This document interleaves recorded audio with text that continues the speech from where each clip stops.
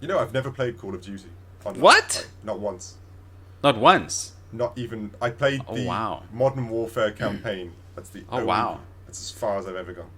Oh, so you've only really tasted the absolute best and nothing else. Yeah, that's pretty much it. Yeah, I've played no other ones, not one. You're 1-0.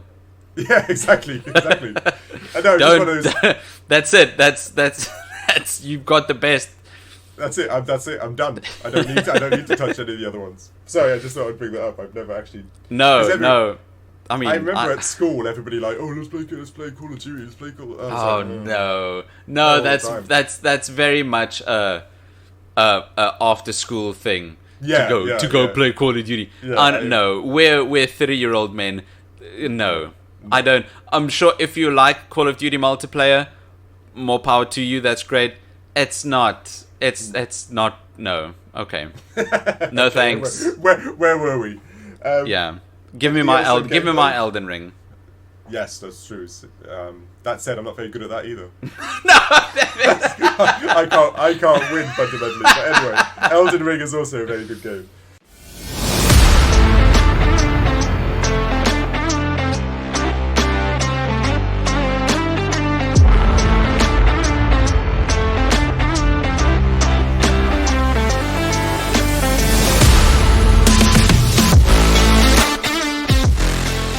Hello and welcome back to a brand new episode of everyone's favorite podcast, the Critical Arcade Podcast. I'm your co-host Nick.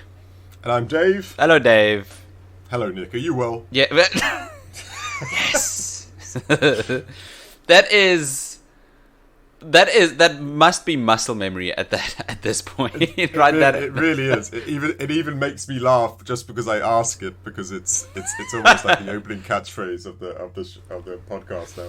When we've got our first live show, we need to do yeah, exactly. That entire bit the audience is going to do with us. Yeah, exactly. Well, at least it's a nice polite bit.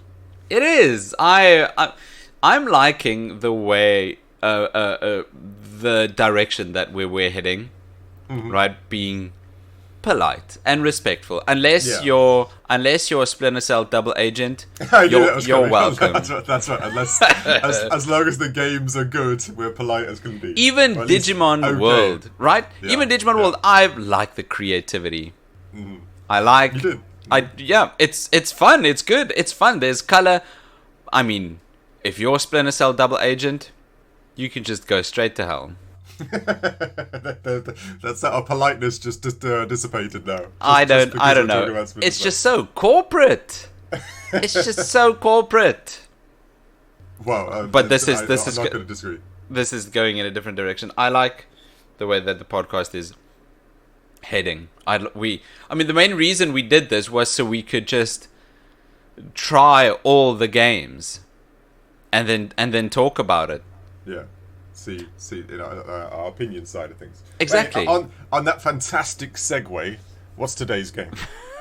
Okay, today's game is Tom Clancy's. Oh, geez, another Tom Clancy game.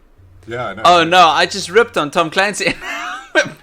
Another Tom Clancy game. I had to say, you really did. It's a good job. Oh He's no! not with us anymore. But that was unintentional, because I actually like this week's game. Yeah, this one wasn't too bad, and he's got a few good ones. Yeah, this week we're playing Tom Clancy Rainbow Six Siege. Yeah, Siege. See, it's. I didn't like Splinter Cell Double Agent. Just Double Agent. I actually like the Splinter Cell, the concept of that entire game. But Rainbow Six Siege, I'm actually a fan, right? This game won me over. I was genuinely shocked to see that it originally came out in 2015. Yes, this is 2015. Yeah, I couldn't believe it's that old already. Yes, yeah. It originally came out on the PlayStation 4, PC, and I guess it's the Xbox. I lose the Xboxes. One. It is Xbox One. Right? It's Xbox One. Yeah, the X-Bone. Yeah, exactly. I forget. It started off so well 360, and then after that, I don't know what the Xboxes are called. I know what they look like, but I don't. I forget their names. But yeah, you and names, Dave. You and names. Yeah, I know. Me and names. But I mean, to be fair, in your defense, the Xbox they've got a horrible naming convention. Yeah, 100%. How? the Xbox, then the 360, then Xbox One. Yeah, and then that's confusing. The Series X. Yeah. What? I know. It's just really... Is that the Series X? Is that the new one, by the way? That is the new one. I can make a mental note. Which is a great machine. Horrible name. Yeah, because, I'm not trying to be funny, but PlayStation 1, 2, 3, 4, and 5 works.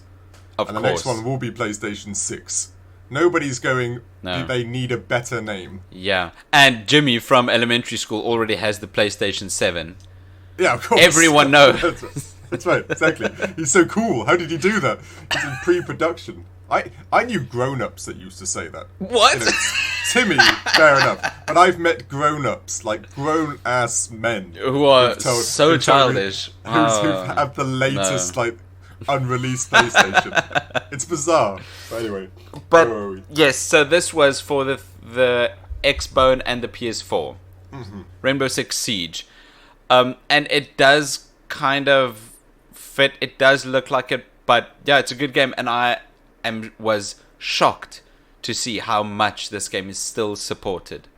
Well, it's actually had quite a big development history. Yes. I don't know if you went to the back. Like I said, I was shocked how long it's 7, 8 years old now.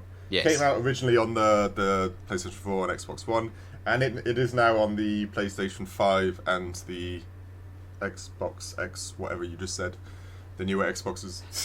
But it's had quite a shaky back and forth. Especially in regards to its release and the original, I'm not sure. Was it played with the microtransaction thing or not? Because I can't remember if it was, but it definitely is now.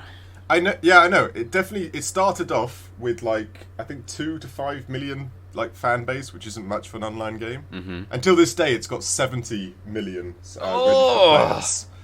That's not a small amount of registered players. Yeah, I know. What? Damn. Yeah. I knew it was a lot, but jeez, that is 70 million. Sure. This game is doing well. But but I think I read it's because they made it. What do they call the a game as a service system. Yes, a live service game. This is a live service game. That's fundamentally what fixed it, and they update it continuously and kind of mix it up each time. Was it not that from the start? I don't think so. Oh. I might be wrong. I don't think so. But I know there was a problem with the start, and then they made it as games as a service thing, and then it started getting momentum. And like I said, as we'll talk later, there is a lot there that is very good. As I'm sure, as you know, what's in here is very good. I think so as well. I do really think so as well. Narrative. Yeah. What did you think? I think the word that I want to use for this narrative is overwhelming. Okay, do tell. How so? So this being a live service game that has been going for 7-8 years, it's got that that issue that soapies have. I don't know if soapy is a word that's being used across the world, but that's what we use in South Africa. Yeah, a soap opera. Soap opera, that's the word, a soap opera. Yeah. It has to keep going until the Earth gets destroyed. Yeah, it has to get grander for each exactly. Sequence, right? And it just has to keep on chugging along. New stories have to be made, constructed, not because they want to or there's a story to tell, but because they have to. Yeah, you gotta go bigger and better each time round. Yeah.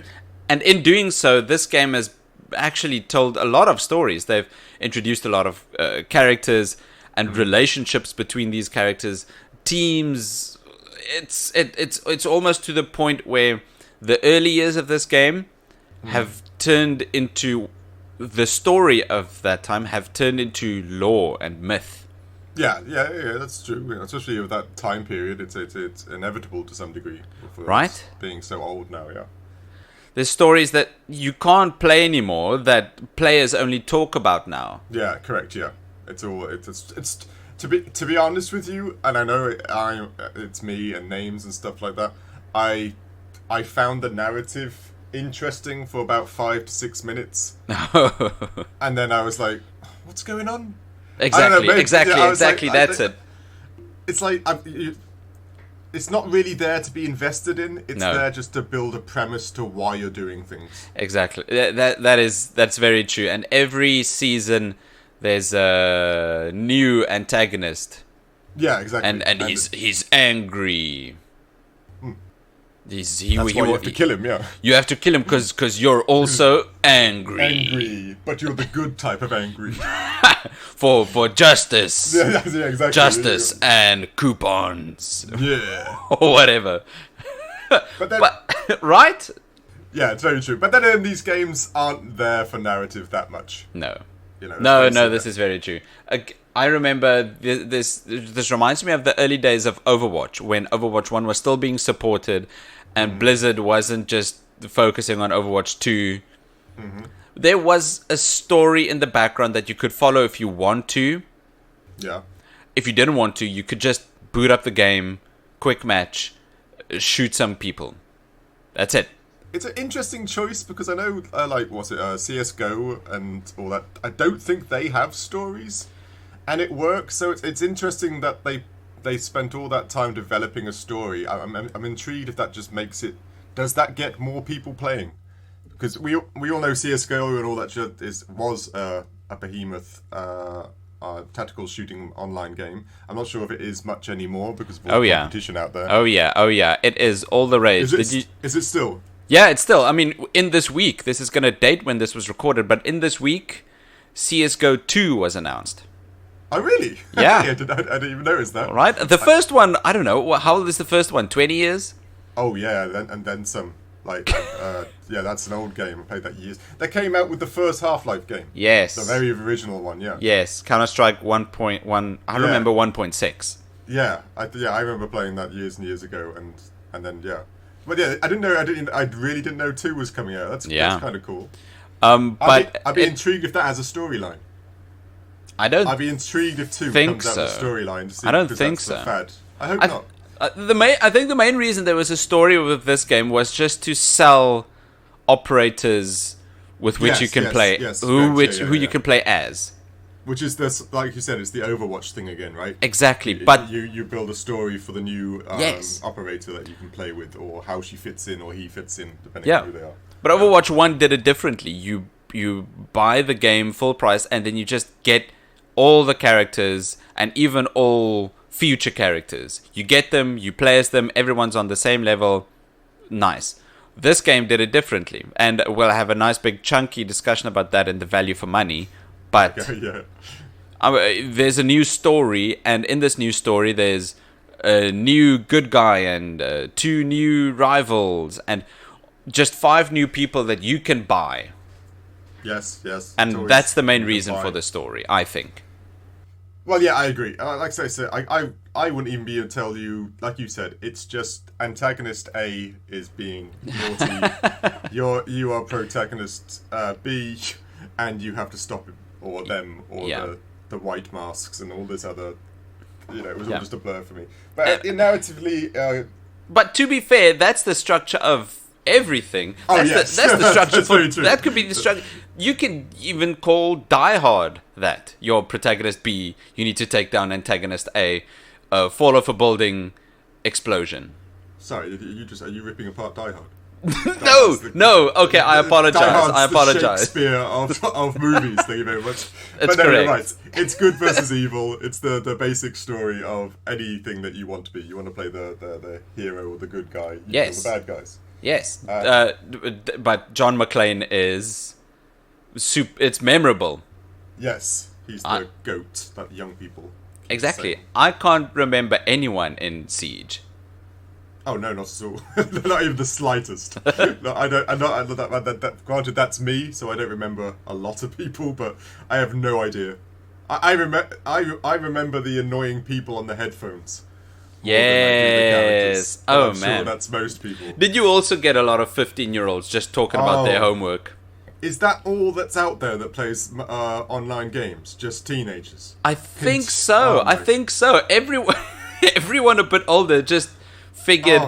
I just figured they're too old for these sweaty competitive games. Oh, it's so bad. Or like. It's so sweaty. like I said, I'll tell you later because I got this down for audio. But it's so bad out there, and right. I think everyone at a certain age just feels like, oh, why am I doing this? Why am I playing this?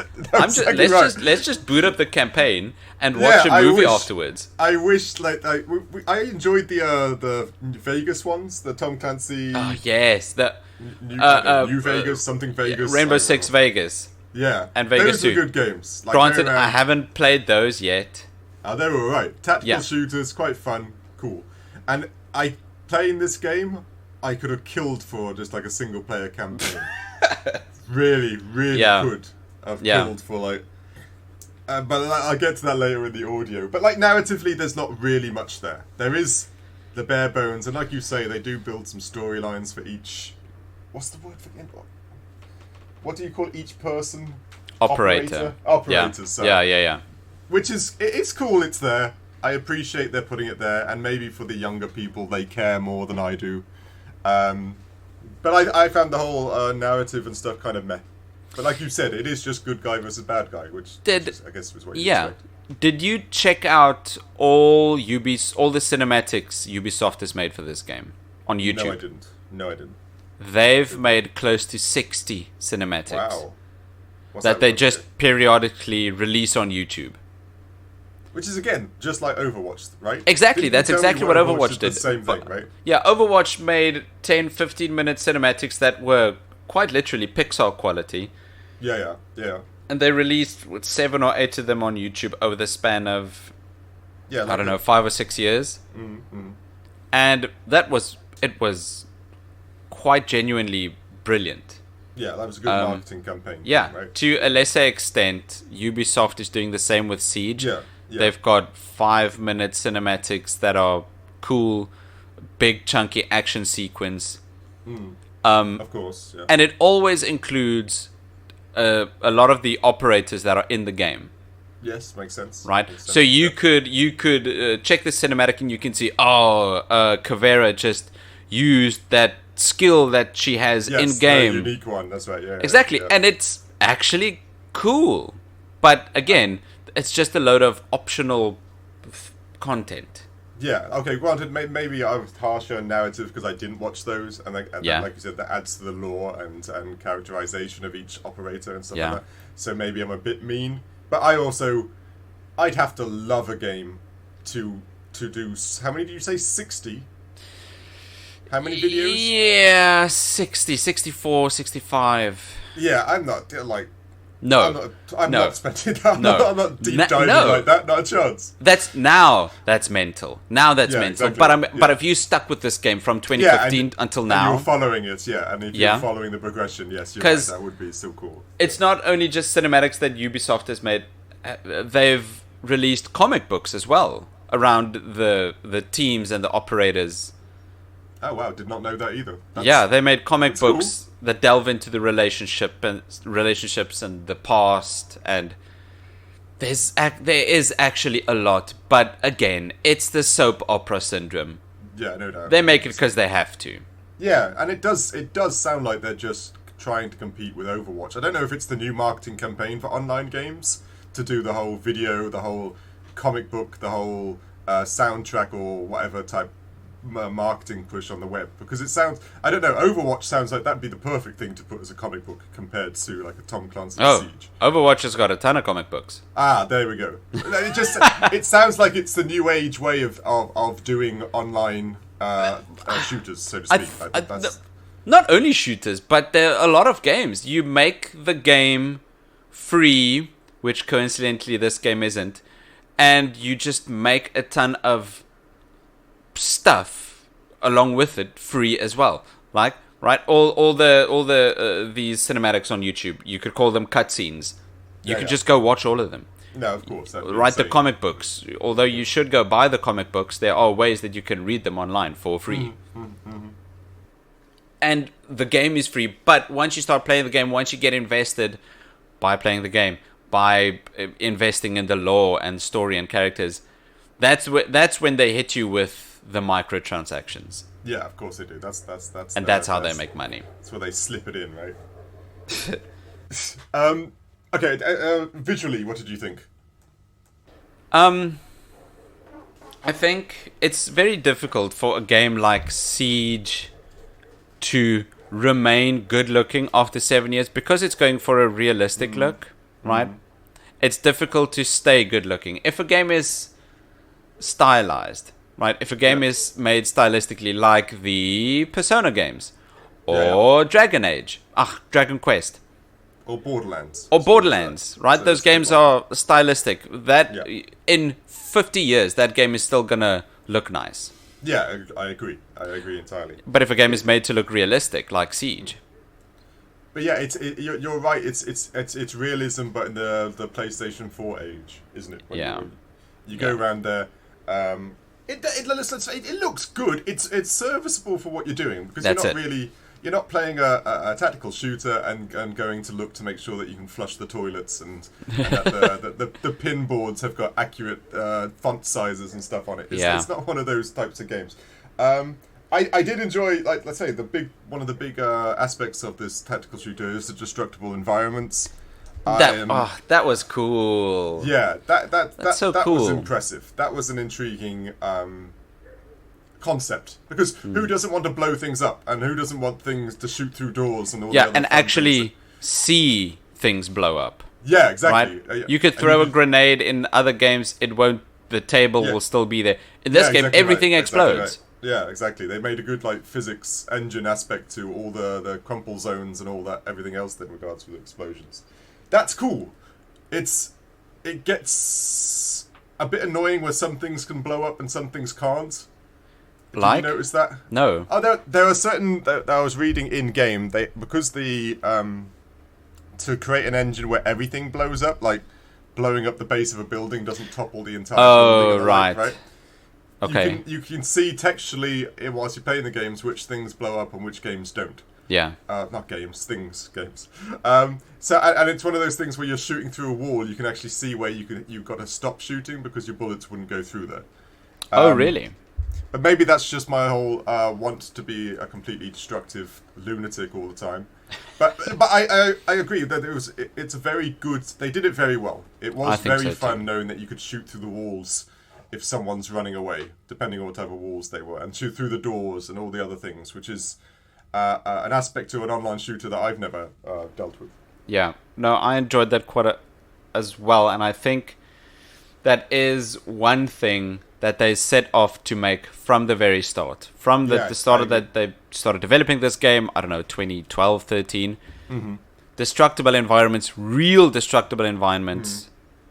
It seems like it was a goal from the start. And to this day, 2023, it still works. It still works really well. I enjoyed just, if you're on the second floor, make a hole in the ground, then you can actually see and shoot the people or operatives below you. I remember just running down the corridor, and then the wall got blown out, as I was running down the corridor.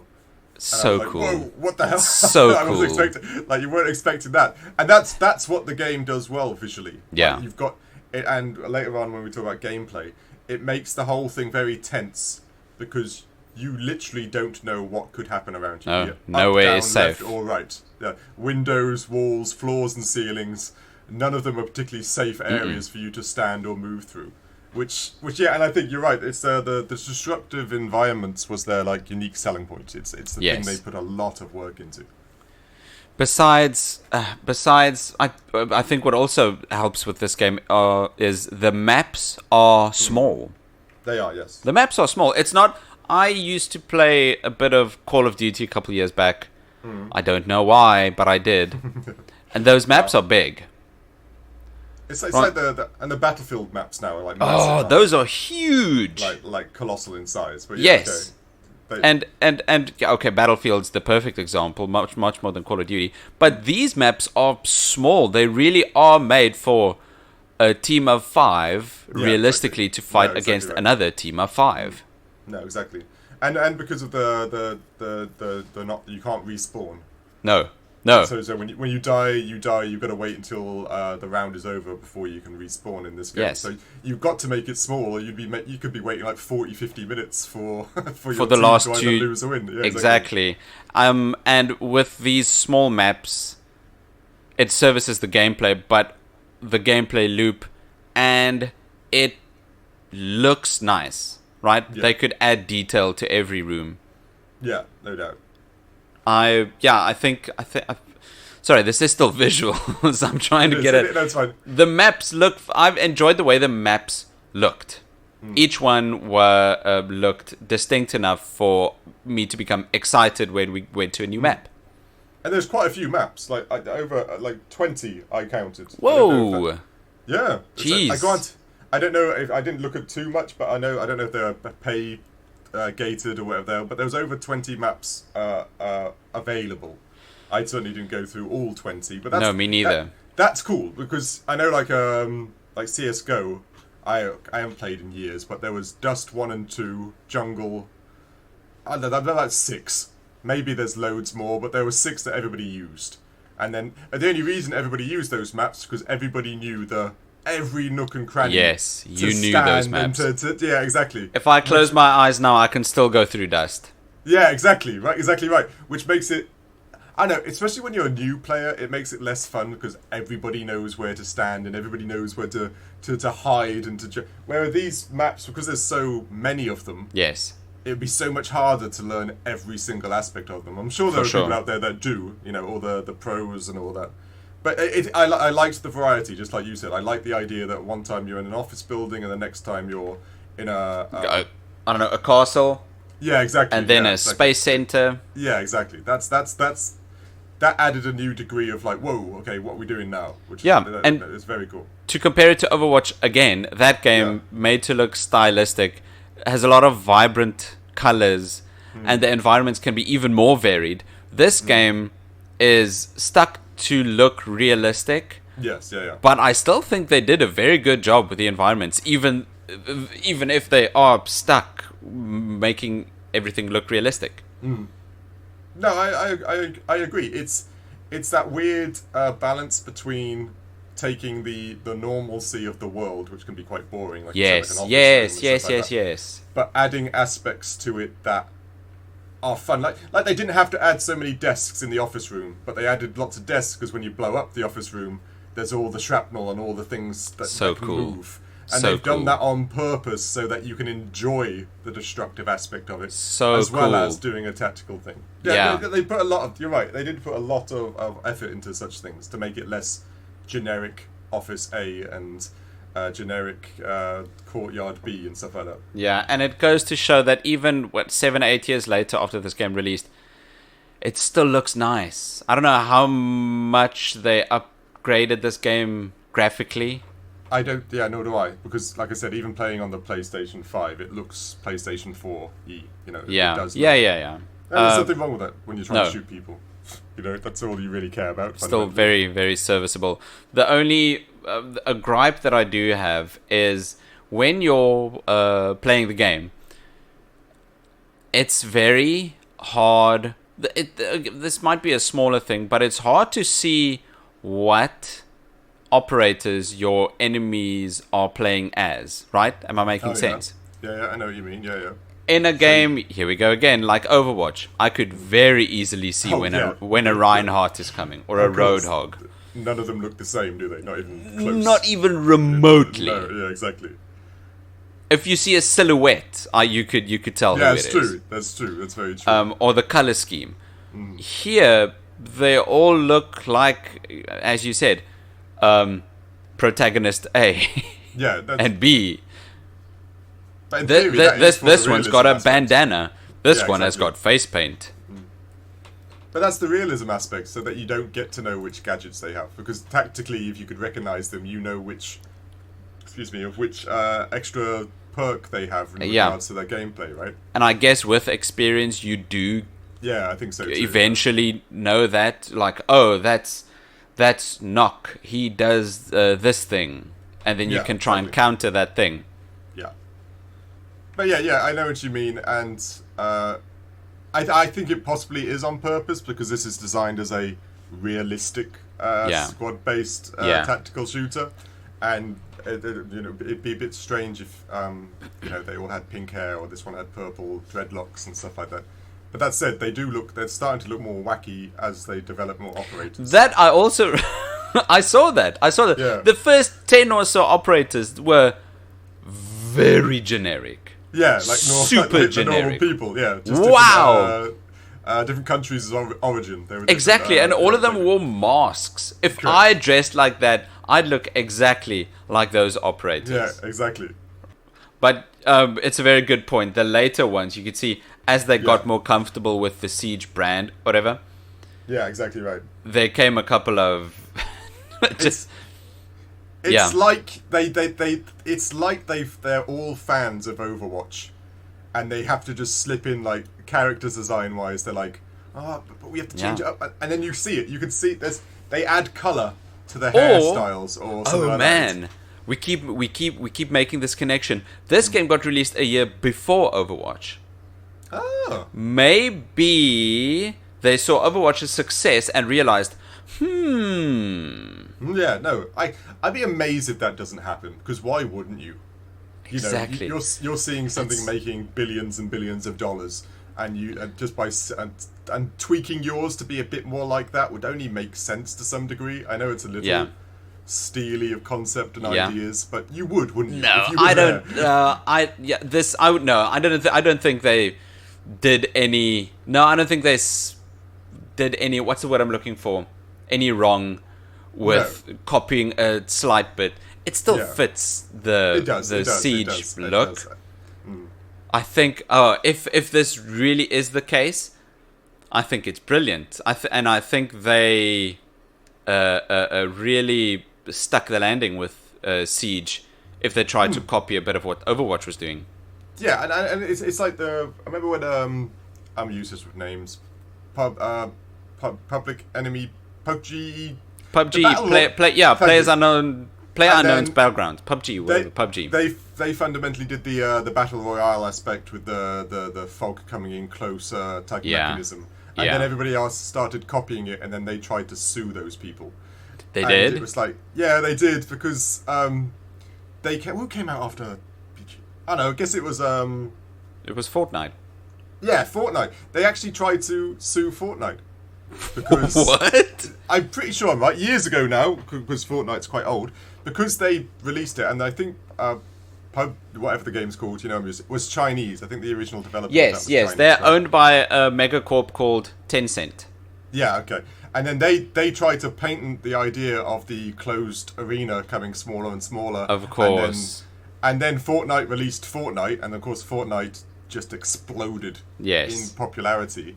And of course, PUBG thing started losing numbers. They tried to then sue Fortnite because they copied the fog thing. But of course, you can't copy an aspect. A map getting smaller is not a copyable thing. You can't paint into that. Smells it's not amazing. That smells scummy. Yeah, no, but it's not too surprising. But yes, it's definitely not surprising because megacorps, they're like money. Yeah, and I was just doing this. I was just doing this to point out that people do to change things up to other popular IPs is only a good idea, so that your IP doesn't become stale and boring and old. And as you said, it's obviously working because this game's like 8 years old and has got 70 million registered subscribers. That really is incredible for a company that everyone thinks is failing a bit. Ubisoft. Yeah, Ubisoft. Yeah, no doubt, of course. Right? Yeah. The Siege is still going strong. Yeah, it's crazy. And I get the feeling Siege is like that big player that makes a lot of money but sits in the back row, quiet. Yeah, that's right. He doesn't throw around his wealth. No, he secretly knows he's wealthy. Exactly. He's sitting underneath the busted light, and nobody is seeing him. And in front of him is the Monopoly man, just throwing money around. So it's just showing everybody how cool he is. Exactly. I'm getting the feeling that's what Siege is in Ubisoft's roster. Yeah, I feel like Siege might be just slightly funding all their other failures. This one didn't work out, but at least we still got Siege. Very, very possible. Yeah. Okay. Audio-wise. Right, we were on visuals this whole time. Yeah, it's true. Audio. Oh wow! I've got a question. Have you got 3D audio capable headphones?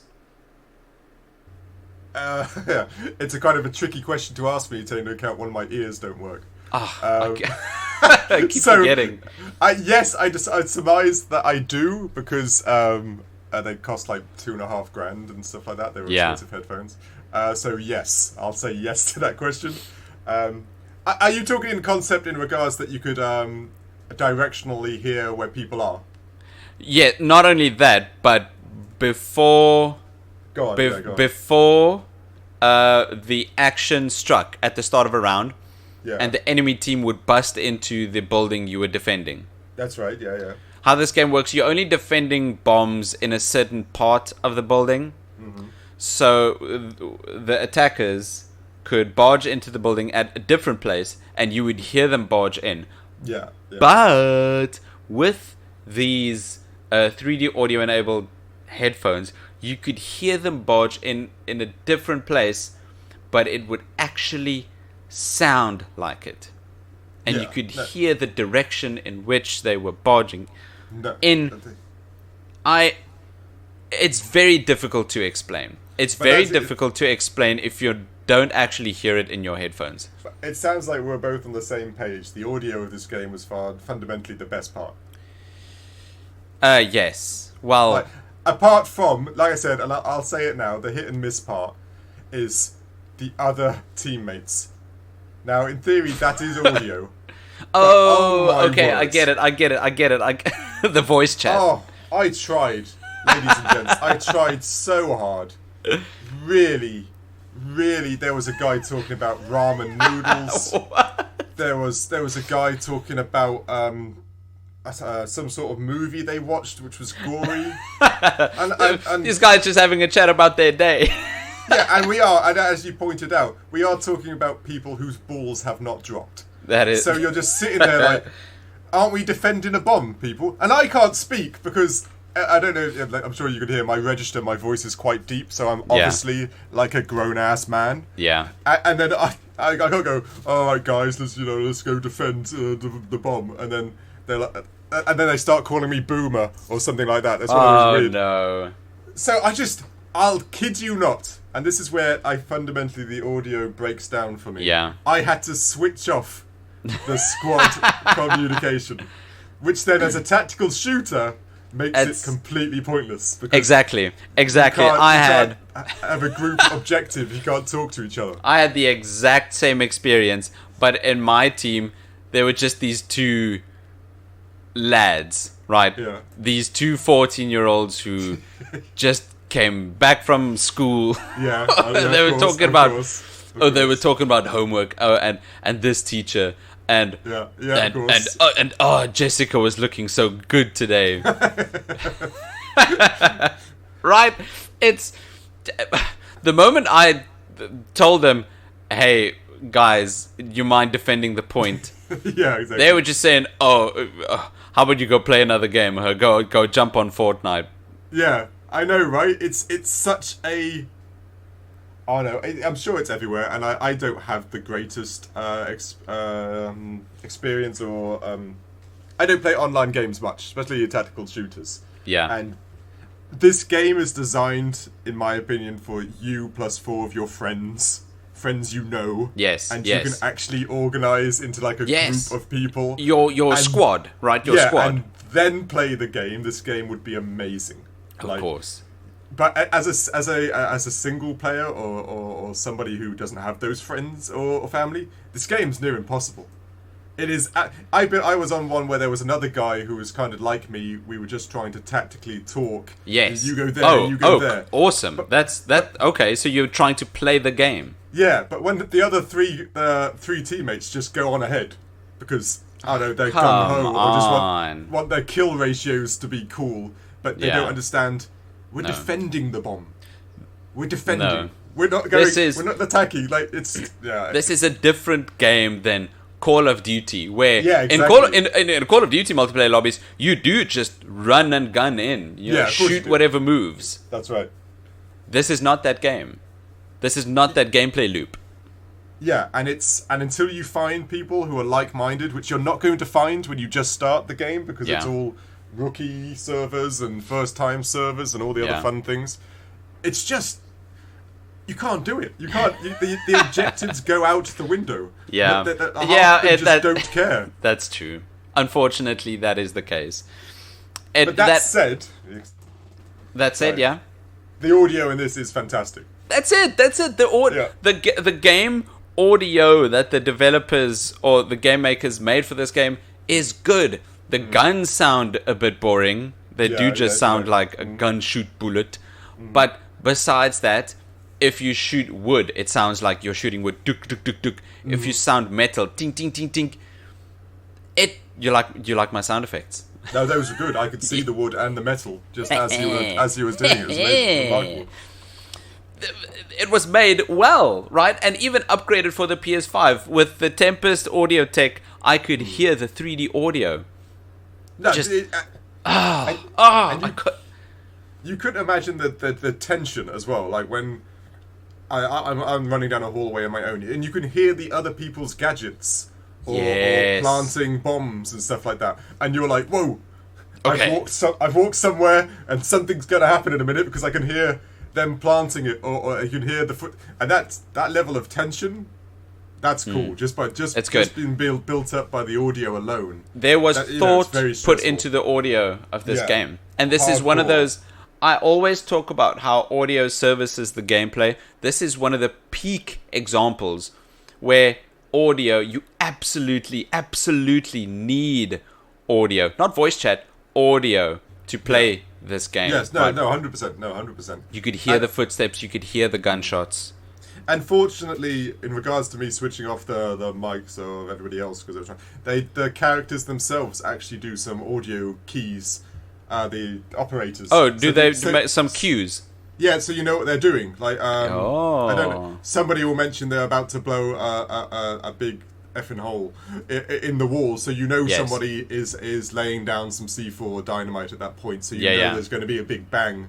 And in theory, you then know that your opposition is going to be distracted for a few seconds. Yes. So that's got that little audio cues that each one of them do when they're kind of using their special abilities or the like actually helps you, in my regard, because you can't work with the teammates. Those little audio cues actually kind of tell you what slightly is going on out there at the same time when you're doing your thing, which is also quite a clever little idea. I like that a lot. I do like that a lot. There was a lot of thought put into the audio of this game. In Counter-Strike, all it ever was fire in the hole, fire in the hole, fire. You know, it drove you mental. Bomb is planted. Yeah, that's right. Bomb is planted. Yeah, that's right. Yeah, that drove you nuts. I do like the audio of this game, although for me personally, the best part of this game was the gameplay, which essentially should be the best part of an interactive experience. Of course, yes, 100%. I like the gameplay loop for this game. I didn't think I would because we're not a big fan of Counter-Strike, and it's almost the exact same. Yeah, but like I wrote down here, this is Counter-Strike 2.0. This is the premise of Counter-Strike. Can't say that anymore. Sorry, yeah, it's true. I can't say that now. Now you've told me. But this taken the recipe and they've just made it so much more. What's the word? It's modernized. It's modernized, but more complex too. It's so much more complexity to in Counter-Strike, all you've got to worry about is grenades and shooting and being knocked. And what's a flash grenade? Yeah, and a flash. Right, a flash that can be bang, annoying. Right? But here you've got hidden grenades. You've got explosions from above, below, crashing through the windows. There's so many more scenarios for you to actually have to work out in your head before you do any sort of movement or play. Yes. Which for me, the only thing it also did was made the learning curve kind of steep. You know, when you need a good few many hours in there to actually get good, in my opinion. Or I'm just very bad, and then it's just me. What did you think? At the start of this game, I did think I was a bit bad. I was bad, but damn. Then I would get rounds where, not trying to sound like one of those douches, but where I would solo the entire enemy team. Yeah, you do sound like one of those douches. Right, but yeah, sorry. I get you. My entire team would gun in from the front. I'd think, no, I'm gonna use my brain. So I'd run around, I'd rappel up to the second floor, I'd make a hole in a window, and I'd just shoot all of their backs like a cool guy. Of course you did. What a hero. Very John McClane. So I might have just been very into the gameplay loop. I think it is so fun. As somebody whose attention span isn't the size of a 12-year-old boy. Yeah, that's true. Right? Yeah. I can concentrate for a round, which would be 2 minutes. Right, stretch my neck and then just go again. Instead of the 10-second run and gun, you die, you respawn. 10-second run and gun, and you die, you respawn. That's right. I tell you what, they had. They had quite the tutorial as well that you can play through for the game, so you can learn every aspect, how to repel, how to. I appreciated that. Do this. And it's quite an in-depth, and it's in-depth. You do learn everything during it. It's not one of these just text-based ones. When you want to do this, just press this, and this, and then next. And they actually make you do them in scenarios in regards to how they work. I had to go looking for it, though. Yeah, that's true, because those are key. Because I did, like I normally do, I jumped straight in. I just went, I know all the controls. It's shoot, and I'll be prompted to do things, right? Yeah, exactly. Oh, look, I can crouch. And then I just got in there. I got annihilated, I'm not going to lie. I like the brevity of each round as well. Because even if you do suck and you die quite quickly, you've only got to wait a few more minutes until you're in for round 2 again. Yeah. And maybe you'll last more than 10 seconds this time. Maybe you can hit 20 seconds. But it is very good. Like I said, I come from a place where I'm not a huge, like you said, I'm not a huge online tactical shooter person. I'm not a huge online gaming person. I'm very much a campaign single player type of fella. But I can see why this game is so definitely 100%. I totally get if you stuck with this game for 7 years and you're still very much involved. I can totally get that. This game, the gameplay is good. Everything really. Yeah, there were even aspects to you played the hostage scenario type one. Yes, I did. Another thing I liked about that, it was a weird thing that if you shot a hostage, and the hostage went down, it was onto the defenders to actually heal that hostage, and if they didn't get round to healing the hostage, you actually won. Oh. So if they lost a hostage, they lost the round. So it makes the whole save the hostage scenario kind of even more extreme. Okay. So there's an aspect where you could be really mean and just shoot all the hostages and thus win. Or you can do the whole steal the hostages, or even shoot a hostage to distract them from you doing your other moves or whatever the squad is doing. It can get very tactical, which is the point of this, which was the point in the first place. That's Rainbow Six. Which makes this, I wrote down here, this game feels like it was designed for esports. It does. Because there's so, you could watch it and you can see all these you can see the strategies playing out on the screen far more than you would Counter-Strike and the other little games. You can see that someone did that on purpose and somebody did that on purpose. And to watch a pro team, I don't know the names of them, play this game, I bet you would be quite engrossing. To actually watch pros going against pros and doing the bombing and the distractions and the flashback. That must be quite a cool thing to watch.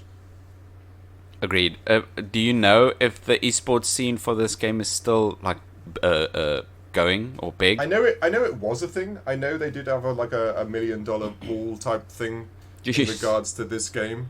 I don't know if it's still going. I'd be amazed if it wasn't though, because everything about this game just feels e-sporty. It just feels another level. It really does. I mean, I checked out the competitive tab. I never came near unlocking it, but inside the competitive tab, there's a ranked and unranked game modes. Firstly, why the hell would you play competitive unranked? What's the point? I don't get that. What is the point of that? That is straight. I guess it's just a couple. Yeah, I don't know why. Even if you wanted to practice why? Just casually, wouldn't you? Why would you want to? I don't. Maybe you get more renowned. Maybe there's more renown. I don't know. Renown, but ladies and gentlemen, is the currency you kind of earn as you get better and play. Right. We'll get to all of that. Yeah. But yeah, I don't know either. But yeah, you were saying. This game, the gameplay for this game, I enjoyed a lot. The gunplay felt good, and we're spoiled, but we played this game on a PlayStation 5, which utilizes the adaptive triggers. Oh yes, of course. It's funny now that I've had the PlayStation for a year or so now. I forget. I'm so used to having the adaptive triggers. Yeah. And now, only since you mentioned it, I thought, oh yeah, they work. They actually do something. Because I'm so used to it. It's just a part of playing PlayStation now. But yeah, it is now. But it's right, still so cool and novel. And if you shoot with a machine gun, there's a bit of resistance when you look down your sight. And if you pull the trigger on a machine gun, the trigger bounces underneath your finger. Yeah, no, that is cool. Which, okay, for competitive play, I'd switch that off. Yes, but true. I'm not a sweaty 16-year-old. I play this for fun, and that is fun as hell. That is fun as hell. That's true. I didn't even notice it until you just mentioned it, because I guess you. But yeah, and then you got the shotguns or anything slower. You get that tough. Yes. That tough pull on the trigger, so you can feel the weight. You really have to punch that trigger to make the shot, and it's cool. No, it's very cool. That's cool, and it's got all the other cliched game modes as well, like secure the area, hostage, bomb. The ones which work because they do work, and they're all plenty fun to play. I just, like I said, I know that I'm bad at these types of games. I always have been. So it makes and the requirement for such strict teamwork in this game, that just got me. It really did. It really. It's alluring. If you're bad, I felt, granted, playing with all these teenagers, which I'm sure most of the 70 million fan base are teenagers. Oh yeah. When they know you're bad, they then. I know it's going to sound sad. They then exclude you. Like, they're like, okay, we'll go this way. You stay here. Yeah, you make a tower of rocks. We'll look at it in round 2. It's weirdly bullying, and I'm a 35-year-old man, and I'm like, okay, guys, yeah, but I can drink, so take that. I can do all these adult things you can't. I can legally drive. Yeah, But it makes you feel. I had these.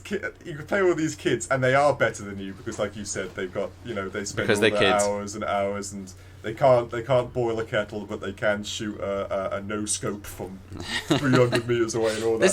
This is taking a turn. Sorry, yeah, but it makes. I found that makes it.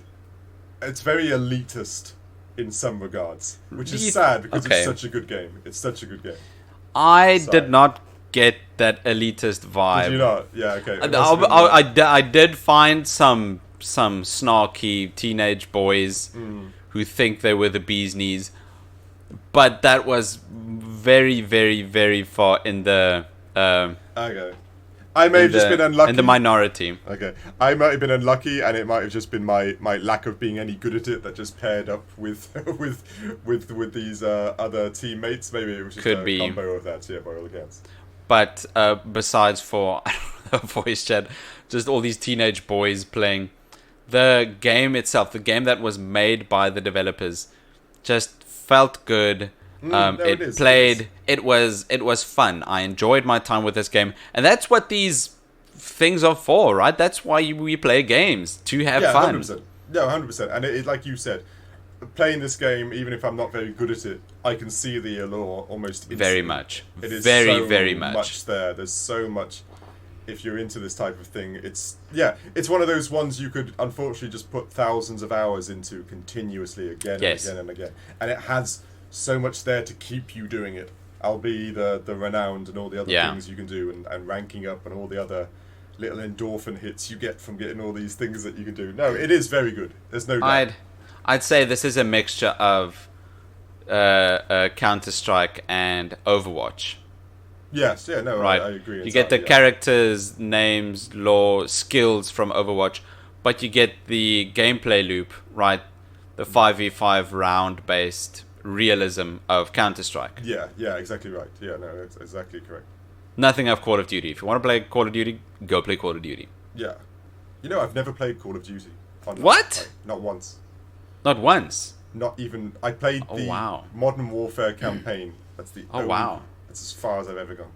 Oh, so you've only really tasted the absolute best and nothing else. Yeah, that's pretty much it. Yeah, I played no other ones, not one. You're 1-0.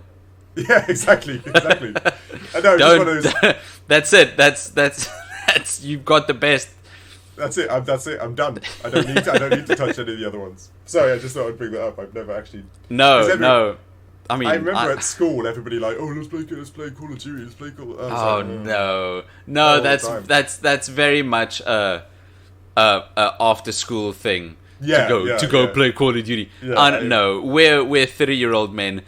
No, I don't. I'm sure if you like Call of Duty multiplayer, more power to you. That's great. It's not. It's not. No. Okay. No thanks. Where were we? Yeah. Give me my Elden Ring. Yes, that's true. That said, I'm not very good at that either. No,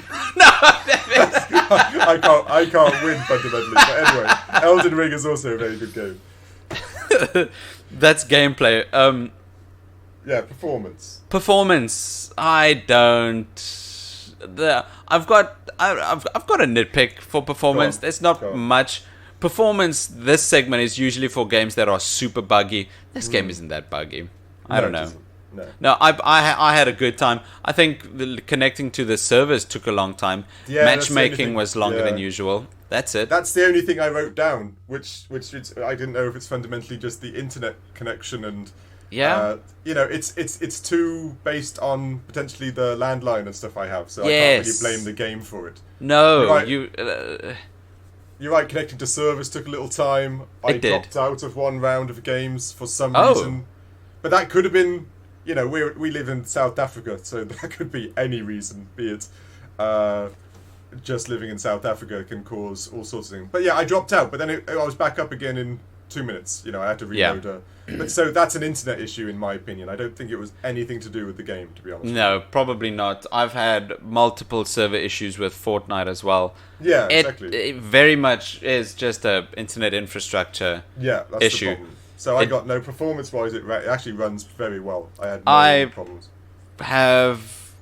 What I wanted to say is it's actually a very nice change of pace to have local servers for a game. Yeah, that's true, which is very rare, right? We are so used to playing every online game with 200 ping. Yeah, easy 200. Right? If I get 180 ping, hell yeah, that's good. Game on. Which is fundamentally a handicap compared to Americans that are doing their 30, 30, very 40 much. Even. It's crazy. Yeah, if we're playing on a game with very low, with actual low ping, like 15 or 20, we can read your mind fundamentally. Yes, that's very true. Yeah, we're psychic. It's weird. It's really weird, isn't it? I really don't have anything else for performance. No, local servers was a bit of a shock, which was cool, like you said. What did you want to say? Nothing else. Performance-wise, it was just all internet for me. Right. Here's the doozy. The doozy. The value for money. My very first note is very bad. It's very bad. It's weird, isn't it? It's just, I keep thinking it is weird, and then I get reminded, oh right, this is a Ubisoft game. Yeah, that's the thing. I was looking now, ladies and gents. I'm sure we give you some context. I found this game on Steam for $20, PlayStation Network for $30, too much, and the Epic Store for $20 as well. So too much. And then you think things like Fortnite. How much does that cost? No, it's free. Overwatch 2. How much does that cost? It's free. It's very weird. Those games also have got microtransactions and ways you can spend money. Of course. But it doesn't cost you $20 or $30 to get the game, to start playing the game. Yeah, it costs you $30 to get access to the microtransactions. Whilst you're it's a really weird. It's not cool. It's not cool. If you have the PlayStation subscription thing that came into play, yes, PS Plus, a year ago now, so then it's free for you. But still, you are paying for it. You're paying for that. It's not free. It's included. So it's not free. I was shocked. I was just shocked at PlayStation Network being $30. To be honest with you, like I thought, what? No. What? It's not. It's not okay. It's not okay. Weird. It would be different if the base game was free and then there would just be microtransactions after every turn. But no, the game costs a lot of money and there are still microtransactions after every turn. Oh, every single time, yeah, no doubt. Yeah, that's kind of the norm now. But like you said, it seemed all strange until you realised who was the publisher. And then yes, 100%. Ubisoft. Somehow they managed to make the most single-player game there is, Assassin's Creed, into microtransaction hell. It's weird. I don't know what... Yeah, like you said, a lot of it's corporate. You can see it's the corporate... It's so corporate. It is so corporate. So involved in these things all the time. Like... what if we charge them for this? Or look how much the knife skin market is going for Counter-Strike. So let's charge them for special shoes and a weird hat and stuff like it's. I can't believe this game is worth like that. It's being charged $20-30 just for the game. They should make the base content free and then additional content paid. Yeah, right? Like a season pass if you want one of those. By all means. Join our Patreon. Yeah, it's mad. Yes. Exactly, just like our Patreon. No, it really is. It's in today's market to still now. Granted, it's obviously working, or they wouldn't have that subscription base. That's right. That's right. It is working, unfortunately. But it's mental to think that this is not free to play. Like that's as a recipe, as a foundation, that's shown to work so well. You know, Fortnite is making billions. Like again, Fortnite is free. Yeah, and even Overwatch, albeit Overwatch 2 isn't great, it's still raking in money. Like, that's right. It is raking in money. It disrespects your time, to be honest. Yeah. If we're being frank, it really disrespects your time. You need to grind for hours to get enough to make it justified. But Siege also disrespects your time. There's a grind there. There is a grind. There are more than 60 operators. And you need to buy every single one. You need to buy. You can grind for them, right? I played a couple of hours. I got 2 operators. The cheap operators, right? The cheaper ones. Generic A, generic B. Exactly. I got generic attacker, generic defender, and there are operators that are 25 times the amount that I paid for one of the cheap ones. 25 times the amount. So that's hours upon hours upon hours if you don't want to pay. Because of course you can pay and pay out you can definitely $20 pay and get all the renown so you can purchase them straight away. Yay! I went and looked. You can have there's a one-time bundle you can buy that'll give you 70 or 80% of all the operators. Oh yeah, okay. Right? After you've paid for the game, you can pay for this bundle. I think the bundle is $60 or $70. Ooh, I wasn't expecting you to say that. What? It hurts. That hurts. After you've paid for this game, you can pay $60 or $70 to get more of this game that you already paid for. That's ridiculous. That is not okay. It's like, do you remember? It just reminded me. Remember the Tekken Street Fighter crossover? Can you remember? Do you remember the problem with that? No, I don't. No. Was there a Tekken Street Fighter crossover? There was on the Xbox, and the entire game was on the disc, right? Yeah. The entire with all the characters. I remember the story. But to unlock the game that was already on your disc, you had to go through a pay gate or buy a season pass. So it was scummy. It was literally all there. It was all on the disc, but you were only doing like the first 10 mils of the disc itself you were reading. That was horrible. You literally purchased the whole game in your hands. No, but you had to pay it's not okay. It's not okay. I went looking, right, on this game. What other content are stuck behind paywalls? I was astounded. After you've paid for this game, essentially this entire experience is behind a paywall because you need to pay for the game. Yeah. No, I also found the one I just said, $60, $70 for not even all the operators, 70 or 80% of them, most of the oldest operators. Yeah, of course. We are now at let's say $80. You've paid $80. That's right. Now you still don't have the battle pass. No, it's true. No, it's true. You go buy yourself the battle pass. What's that? $10. Yeah, I think so. $10. Now you've got the battle pass, which doesn't give you anything. You've got the option of getting things if you play the game. That's right. As you progress through the game, that's right. We are now at $90, or let's be realistic, $100, and they are still going to taunt you with an in-game shop, a store, all the time. Yeah, that's right. where you can buy a knife skin, or a Resident Evil skin where you look cool, or a hat that's a banana. I've never understood that. Now, granted, maybe it's because I'm a 35-year-old man.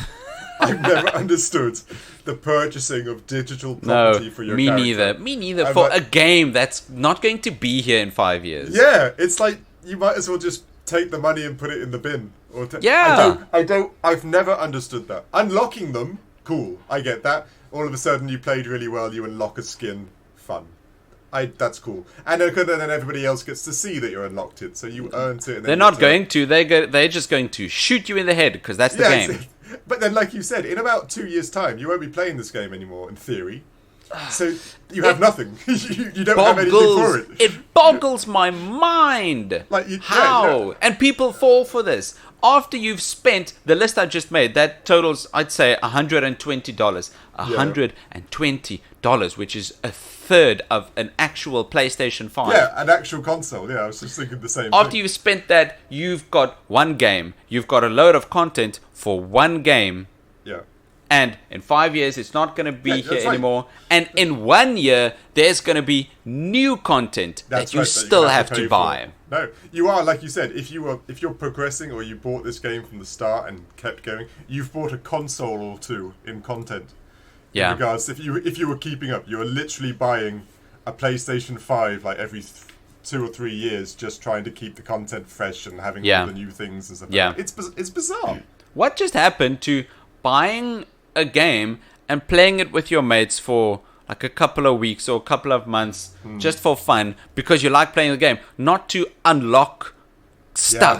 Yeah, but that's the world we're in though. You're absolutely right. I don't get it. I hate it. I never understood the Counter-Strike skin auction thing that people were spending thousands on. I was like, but yeah, I've never understood that type side of things. I like the part where actual game makers poured passion into. The game feels nice to play. It sounds nice.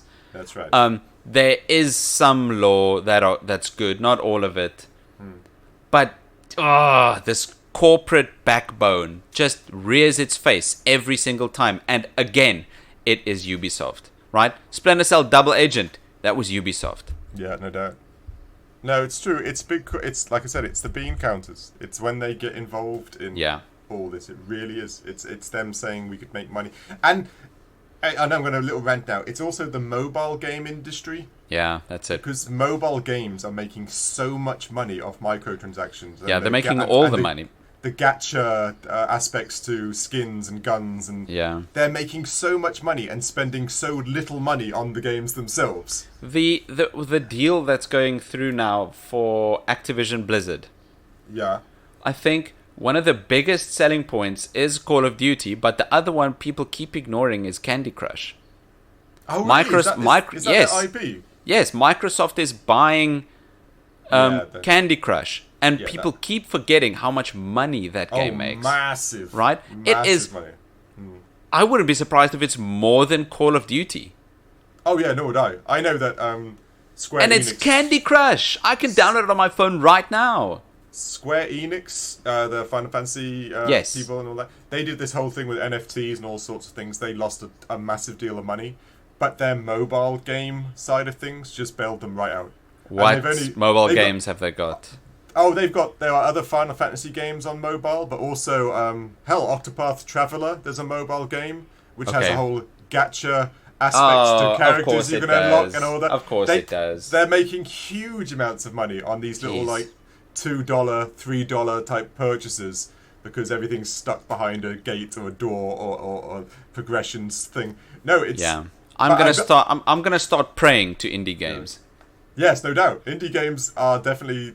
There's a reason indie games are getting so much favour now. Yes. And it's this reason. It's because they're less corporate. It's the reason people so like much. Yeah. But anyway, we digress. We're going a bit mental on the sidetracking there. So, anything else for value for money? Or can we push this one through? Let's push it through.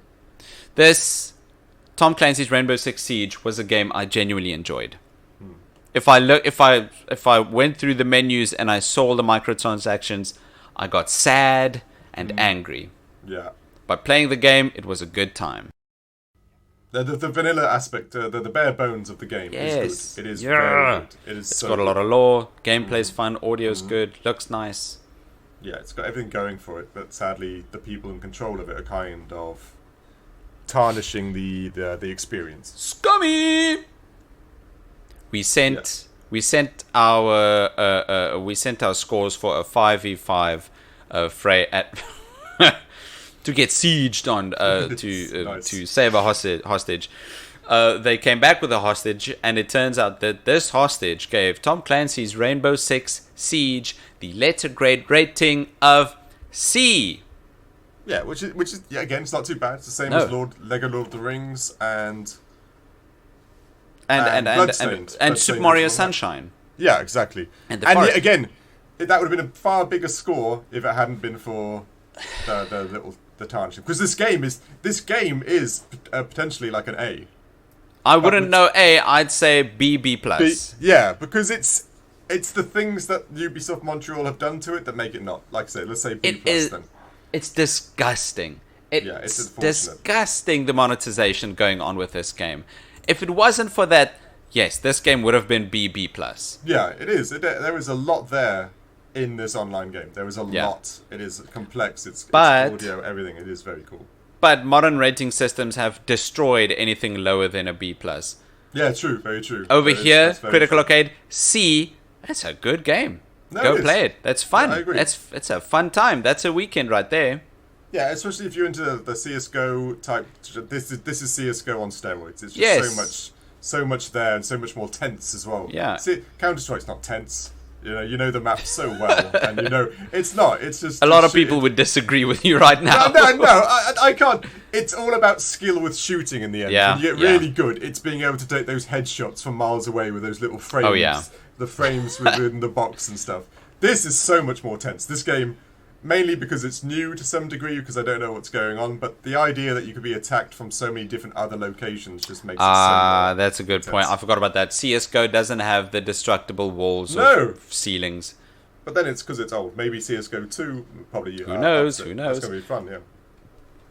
Thank you for listening to this episode of the Critical Arcade podcast. If you'd be so kind to leave us a review on any app that you listen to, it would help us a ton to get recognized, to get new listeners, and we could just grow this cool community we've got going. You can follow us on our social channels, which also has cool communities going on Facebook, Instagram. I think Instagram's the one doing much better though. Facebook's not a... It will get I'd there. say. It'll get there for sure. Please engage with it so they can get even more. Like I said, please do that, listeners. You could also email us at nick@criticalarcade.com.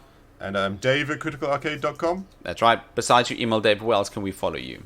Well, you could, like I said, I will be out and about, and you can attempt to follow me, but I will have to warn you, in playing Siege, I actually recorded hours upon hours of these teenagers just talking about complete and total bollocks. Sorry, it's the only word that I can use for it. That's very right. Continuous. And I will make that magically loop through your mind for the rest of your lives. And we're talking about shoes. They talk about ramen. They talked about Jessica. So no. It will drive you insane, and I only did it for about 20 minutes. Yeah. But I have a loop of about 8 hours. That will happen if you follow me. Don't follow Dave. That's it. Yeah, that's the thing. That's the only thing you can learn from that. Please check out our Patreon, where we've got exclusive content. Right, we have got bonus episodes that release each week, and we've also got a brand new show called Critical Cinema. This week on Critical Cinema, we are reviewing and watching Captain America: The Winter Soldier. Yeah, straight in there with a Marvel movie, which, again, this list is quite an extensive list of movies, like classics, and we get a Marvel movie. I'm like... Of course we're getting a Marvel movie. A Marvel movie, of course, because there are like 600 of them, right? Because it's bound to work. That's it. So. Besides that, Dave, what are we playing next week? Oh, what we're playing next week? Oh, this one's fantastic. This is. I'm sure everyone's played this game because next week we're playing the. I think it's PlayStation 1. Sorry. Yeah. Everyone's favorite PlayStation 1 game, Chicken Run. Chicken Run, which, if anybody can remember, was a claymation animated movie with Mel Gibson playing a rooster. And that's the game. We're playing that game. Chicken Run for the PlayStation 1. Yeah, it's going to be fun. I can't remember the movie, so at least it's going to be... All I remember, he wants to fly. So I'm guessing that's what we do in Chicken Run. So listen, sometimes this gargantuan sheet gives us Chrono Trigger. Sometimes this sheet gives us Inside. It's true, but sometimes it gives us Chicken Run. But maybe it's amazing. It's hilarious. Maybe it is a hidden gem that we're going to uncover. No, you know what? This is revenge. This is revenge for when I dunked on Digimon World 3 and Dragon Blade. Yeah, that's right. This is revenge. The sheet. It's sentient. I'm pretty sure the sheet is sentient. Right. And I agree. I think by now it's bound to be with ChatGPT and stuff out there now. Yeah. This sheet's definitely getting sentient. Yeah, so tune in next week for Chicken Run on the PS1. Yeah. Thanks for listening. See you next week. Cheers. Cheers.